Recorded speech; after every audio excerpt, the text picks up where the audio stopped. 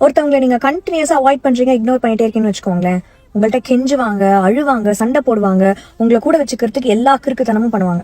But ஒரு point of time மேல அவங்களே சைலண்ட் ஆயிடுவாங்க. முந்தி மாதிரிலாம் பேசாம, சண்டை போடாம, எதையுமே குவெஸ்டின் பண்ணாம, நீங்க பேசினா பேசிட்டு, பேசல அப்படிங்கறதுனா கூட அவங்களுக்கு அது ஒரு விஷயமா இல்லாம அது அவங்களுக்கு பழகிடும். திடீர்னு அவங்க சைலண்ட் ஆயிட்டாங்கன்னு வச்சுக்கோங்களேன், ஒரே ஒரு விஷயம் மட்டும் ஞாபகம் வச்சுக்கோங்க, உங்களோட ஆப்சன்ஸ் அவங்க அக்செப்ட் பண்ண பழகிட்டாங்க. அவங்க மனசளவுல நீங்க இல்ல அப்படிங்கறத ஏத்துக்க பழகிட்டாங்கன்னு வச்சுக்கோங்களேன்.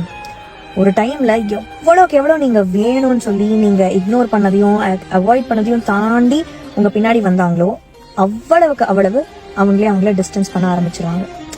இன்ஃபேக்ட் அதுதான் இயற்கையும் கூட. ஸோ தொலைஞ்சதுக்கு அப்புறமா தேடாம இருக்கக்குள்ளேயே தொலைச்சிடாம பத்திரமா பார்த்துக்கணும்.